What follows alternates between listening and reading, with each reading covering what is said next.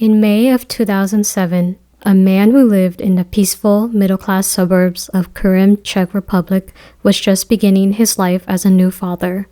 As any parent would, he bought a baby monitor. While installing the monitor, an unexpected glitch caused it to inadvertently connect to an alternate signal. Such occurrences are not uncommon when multiple monitors are in close proximity, leading to signal interference. However, what transpired was beyond his anticipation. In the footage, a young boy can be seen in what appears to be a dark cellar, his hands bound behind his back, visibly emaciated. Additionally, two arms emerged from the corner of the screen, extended out of view to feed the restrained child. Deeply disturbed by what he had seen, he promptly notified law enforcement. Recognizing the danger the unidentified child was in, authorities swiftly initiated a search operation. While it was deduced that the child likely resided within the vicinity of the man, the specific location remained elusive. Officers canvassed the neighborhood, questioning residents about any knowledge pertaining to the boy's identity or whereabouts.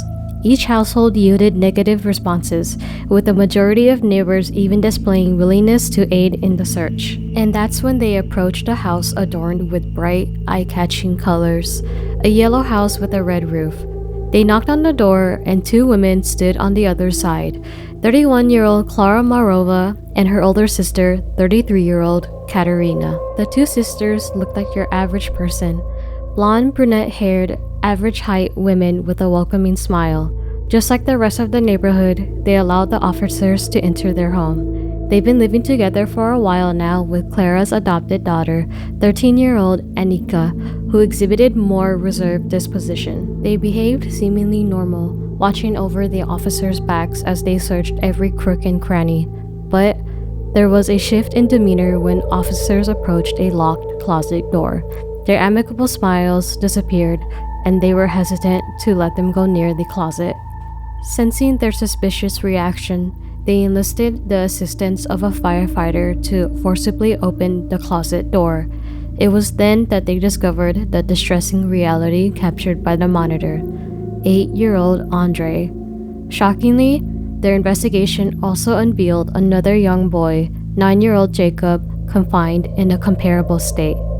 Both children exhibited signs of severe malnutrition and dehydration, bearing numerous wounds and surrounded by their own waste. Positioned within view lie the very baby monitor that had facilitated their discovery. Jacob, Andre, and Anika were promptly removed from the premises, and the two women were arrested. They were relocated to Cloak Neck, a children's home, where they could receive necessary care and attention. As the boys recovered, authorities began their interrogation of the two women. Their mother, Klara, and aunt, Katerina, verbally, physically, and sexually abused them repeatedly since last July. When pushed further for a reason in the initial interview, the boys kept repeating that it was their fault, that they deserved the punishment for their bad behavior. Based on the way they spoke, it appeared as though they were brainwashed into believing that they were at fault. However, their physical examination said otherwise. Along with their testimony, they had gone through the worst abuse imaginable. They had cigarette burns all over their body.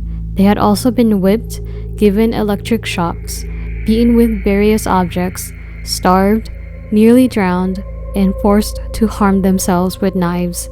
If they vomited, then they were forced to eat it. And the worst part of it all is that they had scars that showed that it was healing over a previously opened wound. It matched a pattern that showed that a chunk of flesh was missing. They stated that they were forced to enact cannibalism on themselves. It wasn't just Klara and Katerina who abused them either. In the first half of the abuse, they were taken to an isolated cottage where 4 other people joined. The boys were forced into a dog cage, too small that they couldn't stand up. They were only allowed to eat from a dog bowl and were not given anything soft to lay on. Who were the other 4? They could only recognize them as 2 unknown women and 1 unknown man. The last person who also participated was Anika, their adopted sister, the same third person who continued the abuse at Katerina's home. However, Andre was adamant that she was also a victim, that she was also subjected to the abuse. He had witnessed her being beaten and burned with cigarettes by his mother and aunt. During her interview, she held a teddy bear close to her chest. She barely spoke a word, and her mannerisms were described as a wild girl, according to one of the officers. She was manic, going to her doctor, expressing her belief that she was actually a boy. He couldn't understand where this thought was coming from, as she was already developing breasts.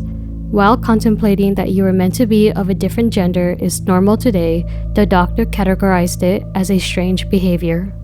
So now, with all of this in their hands, they went to the women who were in their custody. Before we begin, here's a bit of background information regarding the women. Klara was from Krym, Czech Republic, and is the mother of the 2 boys as well as the one who adopted Anika 2 months prior to the arrest. She had a degree in pedagogy, which is the study of teaching, specifically in academics or theoretical concepts. People would often describe her as naive, perhaps even gullible. The father of the 2 boys left her a few years previous due to her bizarre behavior, leaving her to raise her sons alone. Despite being a single mother, people said that she was initially a good mother. She took them to summer camps, and the 3 would go on vacation. She would even be seen playing with them as well. Her older sister, Katerina, was a staff member at a youth center called Paprasek. Other than that, not much is known regarding her past. But it is known that the 2 sisters believed that the reason for their existence was to fulfill a mission from God. However unknown what that task may be, they were prepared to accomplish whatever was thrown at them. Their so-called mission came in the form of a young girl. As an infant, Anika was found at the doorstep of the sister's grandmother's house after being abandoned by her drug-addicted parents. She cared for her until her passing, after which Klara took over her guardianship. However, officers found little to no records of Anika or her biological parents. In fact, they couldn't find anything to prove her identity. She was never enrolled in school, which Klara explained that she had a social disorder that would have made schooling impossible. The only official document they managed to find was that her father, Victor Scala, was scheduled to appear in court to remove himself as Anika's guardian back in March of that year. However, this doesn't necessarily mean that it's proof that Victor was her biological father. In addition, the police visited her grandmother's neighborhood and interviewed the neighbors who were present at the time Anika was supposedly there. They all stated that they had never seen her raising a young girl. None of this added up whatsoever. So, the police returned to Klara to tell her that her initial story didn't align. That's when she changed her story and told a completely different, strange story of how she truly met Anika. Katerina came over to visit her one day. This time, she came with somebody she's never seen before, a Norwegian orphan, Anika. At first, she thought that her behavior was odd, describing it as the actions of a, quote, feral child. Despite being 13 years old, she played with baby rattles and drank from a baby bottle. On the contrary, she was trilingual, being able to speak Norwegian, Czech, and English. Her sister had found her after she ran away from a sex trafficking ring located in Norway. She told Klara about the horrendous sexual and physical abuse that she had gone through. Not only that, but she was suffering from a multitude of illnesses, including leukemia and kidney failure. To top it all off, she was slowly going blind and deaf. Klara felt a tremendous amount of pity for the teen and immediately treated her as if she were her own daughter. She summed up her weird behavior as being traumatized from the abuse she endured, that her mentality reduced to that of a baby. As much as she wanted to spoil the girl, Katerina did not permit her to do oddly specific things, such as taking her to her hospital visits. She also wasn't allowed to directly talk to Anika either. She was told to only speak to her over the phone, where Anika was unconscious most of the time. After meeting her, Clara joined a religious cult known as the THRLL movement. Some reports I found stated that Katerina has already been a part of the cult, whereas others claim that she joined the cult around the same time as her younger sister. First finding its origins around the late 1940s Germany, their beliefs were a mix of Christianity and New Age. They currently have approximately 10,000 followers, with most members residing in Europe, primarily Germany and France. However, some can be found in the US, Canada, Brazil, and some African countries. One of the main beliefs is that the members must commit to acts of good and spreading the message from their self-proclaimed messiah, Oscar Ernest Bernhardt. An important rule from this cult is that they also believe that they were absolved of their crimes. On a side tangent, once it was revealed that they were in a cult, the Mladá fronta DNES, a newspaper company from Czech, created a sensationalized story that the THRLL movement was filled with child-abusing, flesh-eating members. Once the story was released, the group sued the newspaper company for falsely accusing them of such, which resulted in the company printing out a retraction paper regarding their first story. This was around the time when Clara began receiving strange text messages and emails from an unknown man. This man claimed to be a doctor named Azerbaijan, whom I will be referring to as the doctor, since my American accent would be all too distracting. He had told her that he knew a way to heal Anika. Blinded by her love for her, she was desperate to know the solution. But before they could discuss further, the doctor instructed her to meet him in person. He provided her with the meeting location and told her that she must be there by midnight, where he will be waiting in a car. Any normal person would be skeptical, but as mentioned before, Clara was gullible and outright believed this doctor. She actually met somebody in the car at midnight, though it was too dark to make details of his face. But he did provide Anika's medical documents. He even showed her his diplomatic passport to prove he's legit. This was enough to convince Clara. Since then, she began receiving increasingly strange messages from the doctor. Despite the bizarre nature of these treatments, he assured her that they were essential for Anika's health issues. One such treatment was touching Anika all over her body, specifically the lower region. The more she became obsessed with Anika, the more she neglected Jacob and Andre. By 2006, the two boys were mostly under the care of their grandparents. Around this time, she was seriously considering adopting Anika. But when discussing this with the doctor, he told her that it was nearly impossible because her two sons treated Anika poorly. And just to be clear, he is talking about two young boys. For all we know, they were behaving perfectly normal for their age, playing around, roughhousing, and overall just being energetic. But the doctor wanted Clara to cleanse her sons of, quote, the boys' evil spirits. His method? To provide them with tough love, strict discipline, and physical punishments. It started with bare hands, wooden spoons, and belts. Clara used every excuse in the book to beat them. She also locked them in small rooms overnight as a form of punishment. But the doctor didn't think that was enough. He instructed her to completely disassociate herself as their mother and to even include electric shock therapy. It was then that they led them to the cottage located in Bavarska Bitska. It was surrounded with nature and not another person in sight.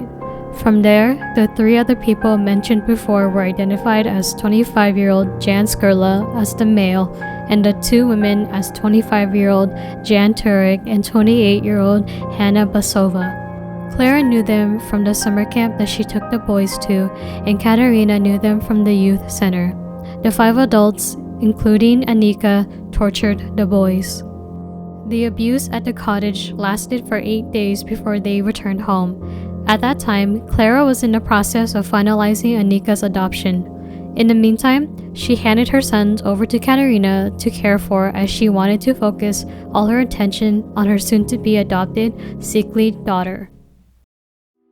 In January of 2007, they continued the abuse again. This time, it was in the basement behind a locked closet door. The only difference is the addition of the baby monitor, because Clara wanted to view the abuse that was happening to her own sons. The abuse happening to Anika was all a ploy to trick the boys into believing that she was a victim too. They didn't want them to think that they were the only ones suffering. While they were being tormented in a dark, empty, cold cellar, she got to sit in a brightly lit, colorful bedroom surrounded by toys. She was never a victim, she was a participant of the abuse. With all of this revealed, authorities wanted to go back and talk to Anika, but by the time they returned to the children's home, she had gone missing. Strangely enough, after her disappearance, she sent a letter to the state officials and to the national newspaper pleading for clemency regarding her adopted mother's charges. Initially, they thought that she may have been kidnapped by somebody associated with this case, fearing that she might reveal more family secrets. But their reason to locate her changed when one of Katerina's friends came forward to share a haunting revelation that directed the case into an entirely different path. 8 months later, a boy by the name Adam Fauna from Norway had gone missing. He was recently placed in an emergency youth center after he ran away from his abusive father, Martin Fauna. He endured beatings, cigarette burns, and child prostitution. Staff members from Maryland School, where he attended, described the boy as peculiar. He appeared skittish and anxious, as if perpetually on edge. He also seemed reluctant to engage in any sports activities. He did not socialize with anyone at all. But this behavior could easily be chalked up to the innumerable amounts of abuse he faced by the hands of his father. Missing posters of Adam with his shaved head and black watch cap were placed everywhere. He may have been kidnapped by his abusive father, or perhaps he was afraid of something or someone at the youth center. At the time, nobody knew why he went missing. It wasn't until a witness saw a boy who matched the description of Adam and reported it to the police. He was located in the northern city of Tromsø in the hands of an adult male. He wasn't the kidnapper, but Adam's friend, Michael Riha. But Adam Fauna never went missing. He was never admitted to the youth center, nor did he ever attend Maryland. In fact, he was with his parents the entire time. The person they found with Michael was none other than Anika. She took Adam's identity, shaved her head, and fled to Norway. She knew that her time was up and that her real identity was going to be revealed. But the most shocking thing of all, her real name wasn't Anika. Her name is Barbara, and she wasn't a 13-year-old teen suffering from numerous health issues. She was a 33-year-old woman posing as somebody 20 years younger. She had a glandular disease that made her appear physically younger. She was a frequent troublemaker with the law and would use her appearance to her advantage by posing as a juvenile to avoid criminal charges. Not much is known about Barbara's upbringing. What is known is that before meeting the sisters, she came from Scandinavia and was a student at the Brno's Janekek Academy of Music and Performing Arts and was studying to become a classical composer. Around this time, she was friendly with Katerina, whom she lived with in her apartment. For unknown reasons, she feigned having cancer and instructed Katerina to tell her classmates that she had died. That way, she could be reborn as Anika. Barbara was already a member of the Grail movement. If anything, she was the daughter of the leader in that sector, 75-year-old Joseph Skurla. Joseph created a hiking club as a front to lure people into the cult. His group was known as the Ants. The craziest thing about this case, if it wasn't already, was just how everything centered around Barbara. Her father owned the cottage they took the boys to. Jan Skurla, the man involved with the torture, was her brother. Hanna Basova was her sister. Jan Turek, Hanna, and Jan Skurla were all members of the cult. Martin Fauna, the man accused of abusing his son, Adam, and his wife were also a part of the cult. They voluntarily gave Barbara their son's identity to help her flee the country. Victor Scala, Anika's supposed biological father, who was scheduled to show up to court regarding her custody, was also a member of the cult and was just posing as her father. Michael Riha, the guy who was found with Barbara when she was posing as Adam, was also a member of the cult. Now that her identity has been revealed, Barbara changed her story. She still claims that she was innocent and that Andre was exaggerating the abuse, when that wasn't the case at all. If anything, Andre downplayed it in order to protect them. She accused the two women of sexually assaulting her, but after a physical examination, she was still a virgin. She then stated that the two sisters were planning on selling them to a child sex trafficking ring, but there is no proof of that either. Barbara was flown back to the Czech Republic to also face fraud charges. While on the plane, she was seen clutching a teddy bear close to her chest. She also had various other toys surrounding her. Meanwhile, Hannah refused to appear in court and denied being a part of the torture. On the other hand, Jan did say that he bought the dog cages, but alleges that he was unaware that it was going to be used on the boys. He also claimed innocence. As for Barbara's father, Joseph, it's uncertain whether or not he was involved. Other people believe that he may have been the puppet master the entire time, while others say that he may not have known what his followers were doing. Other sources say that he may not have been aware that he had children in the first place. His part of the case remains a mystery. Nobody truly knows why so many people were involved and why they were willing to help Barbara. Some speculate that since she was the daughter of their cult leader, they wanted to push her as the child messiah in order to attract more followers. Clara, Katerina, and Barbara were charged with repeated abuse with severe cruelty. In addition, the sisters were charged with depriving the boys of their freedom and grievous bodily harm. Katerina was also charged with providing a false testimony.